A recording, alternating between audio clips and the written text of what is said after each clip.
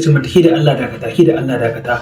Wannan wajen har yanzu mutane shi ne abin da ya tsaye masa a rai, suke ganin babu wani waje da ya kai wannan wajen muhimmanci. Ita ku abin ku da mai bucucu kai gabaki ɗaya saboda tsohuwar kilaki ce ta sha duniya ake faɗa muku. Ita ma kawai sai ta zo ta zauna kusa da ita, take cewa ita ma ba ta tafi ba. Anas ya ce shi ko ya ga wanda zai hana shi shiga da wannan macen gidan ubansa. Aka yi ta bugawa, aka yi ta bugawa.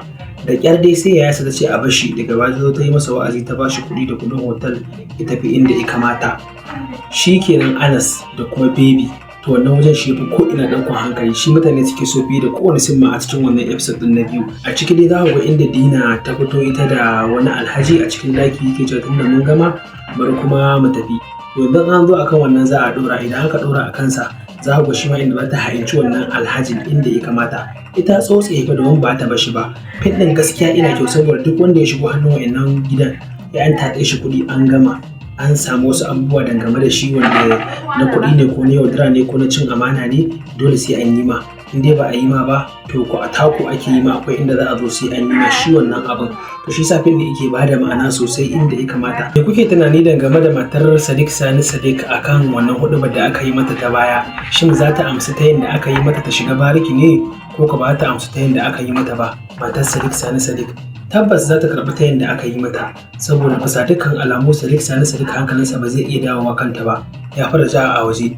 Matuƙar tana so ta sami ‘yanci, kuma matuƙar tana so ta ji a ranta cewa shi mijinta ne ya damu da ita, kuma in dai tana so ta yadda a ranta cewa ba wai gazawa ta ba, ita kyakkyawa ce akwai wanda za su yi aurenta, to sai ta bi wannan hanyar shawarar da aka bata. Aka ce ta shigo cikin rayuwar bariki kamar inda wannan mai shamfan da gyaran jiki ta yi mata tai in tana so. Za ta shiga ciki, Sadiq kuma hankalinsa zai tashi. Kafin mu yi nisa a cikin wannan bayani, bari mu ɗan dakata ana ba ku wani labari dangane da abin da ke faruwa a halin yanzu game da auren Hamisu Breka da kuma Hafsat Idris. Wasu sun ce wai ta girme shi, bai kamata a ce ya aure ta ba. Shi kuma ya ce aure ayi ne na Ubangiji, sannan kuma ko a ce mace ta girme ka ma za ka yi auren ta, ba wani abu bane. Saboda shi yana ganin ba komai ne a ce wai ya aure mace da ta girme shi ba, tunda Annabi ma yayi, to wannan ba kuskure bane.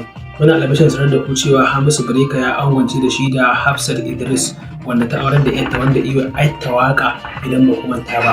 To ya aure ta Hamisu Breka. A gaske fa ba wai fim bane, a gaske ne Hamisu Breka ya aure ta. To mu dawo ci gaba da fim din mu kuma, sai kuma wani fim mai suna Kaddara da za a saka shi ma ran nan mai zuwa. To idan kuma muka wuce wa'annan bayanan, to babu wani abin da yake faruwa kuma sai wa'annan shi labarin da muka faɗa muku dangane da shirin Matan Gida. Mun gode, wannan review ne.